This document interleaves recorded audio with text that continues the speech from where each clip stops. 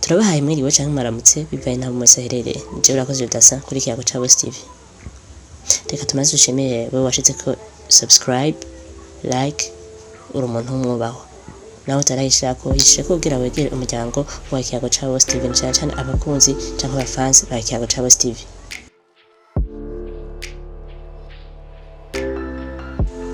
Nkuko musanzwe mubimenyereye, nije urakoze udasa kuri Kiyago ca West TV kuri micro.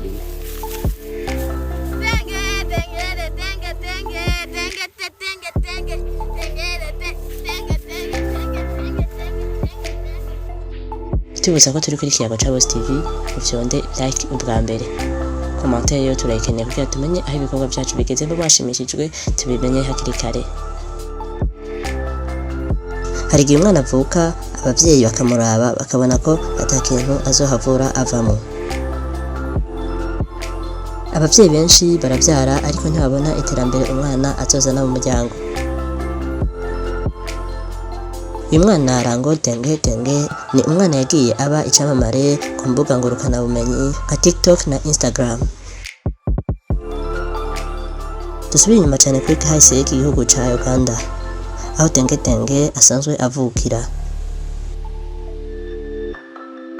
Hari abana babiri bigaragara ko bamenyekanye cyane muri kariyeri y'umuziki, aho badugije ibendera ry'igihugu ca Uganda.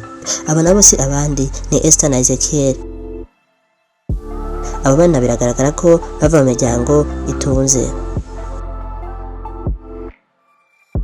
Abo bana mwumva Esther na Ezekiel baragiye mu mahiganwa atandukanye nka East Africa Got Talent.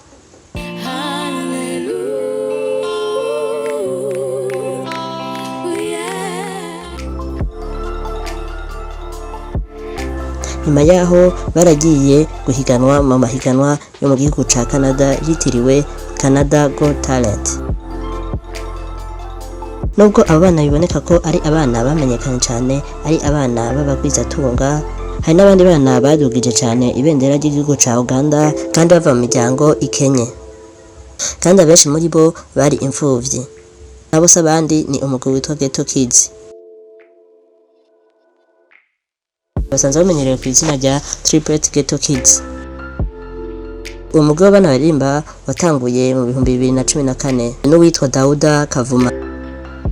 Neza na neza abo bana bavuka i Kampala ku mugwa mukuru wa Uganda mu karere kitwa Katwe, kakaba kagereranywa na Ceceni yo mu Burundi iri ku nkengera y'uruzi rwa Kanyosha. Murumva ko bari abana bava mu miryango ikenye. Abo bana baramenyekana cyane kugeza aho baja guhiganwa mu higanwa ryitiriwe Britain's Got Talent. Ivyo byose birekana ko Afrika wa mugabane wirabura bafise impano nyinshi kandi abenshi ziryamye. Tugaruke kuri Rango Tenge Tenge. Mu 2013 niho umunyempano Tenge Tenge yavuka. Akaba yavukiye muri Uganda. Mu mateka yiwe biravuga ko umuryango wa Tenge Tenge wari umuryango ukenye cyane kuko se nta kazi yari afise. Neza hari mu kwezi kw'icumi mu 2023 niho umwene wabo na Tenge Tenge yabona utuntu Tenge Tenge akoze turamuryohera cyane, aca afata amasanamu akoresheje telefone yiwe isanzwe. Umunsi umwe aca yiyumvira kuyishira ku rubuga rwa TikTok. Byarabatangaje cyane babonye isanamu yiwe irabwe n'ibihumbagiza. Uyo Tenge Tenge ni umuntu ki? Tenge Tenge ni umwe mu bana bato cyane bafise imyaka 11 kandi akaba afise isura imeze nk'iyinkende, amaso yiwe ari hejuru cyane, ntawe muraba ntagenda adatwenze. Mbega izina rya Rango Tenge Tenge risigura iki?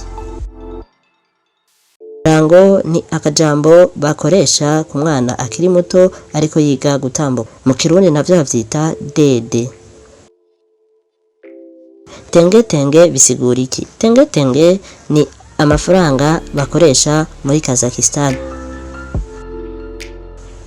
Muri make rango tenge tenge bisigura dede tenge tenge, amafaranga akoresha muri Kazakhstan.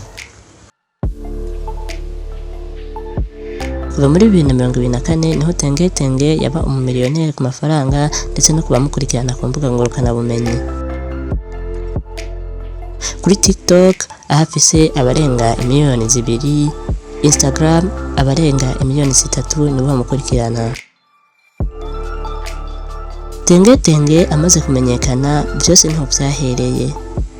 Yaciye aja mu higanwa ryabereye muri Leta Zunze Ubumwe za Amerika, aho yagiye abonana n'abastar ndetse n'ivyamamare byo muri Leta Zunze Ubumwe za Amerika, aho turavugamo nka Chris Brown.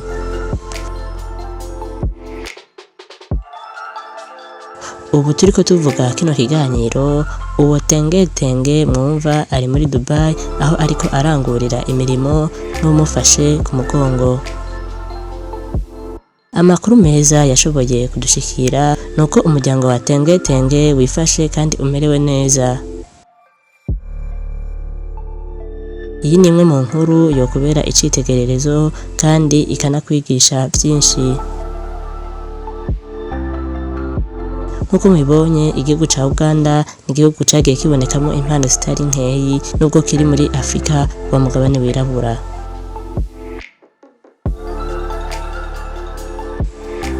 Iyi ni imwe mu nkuru yo kubera icitegererezo kandi ikanakwigisha byinshi.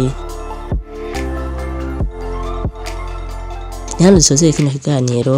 Ku batarashirako like, subscribe na commentaire mubishireko. Tubibutsa ko mwari kumwe na Irakoze Dasin kuri Kiyago ca Boss TV.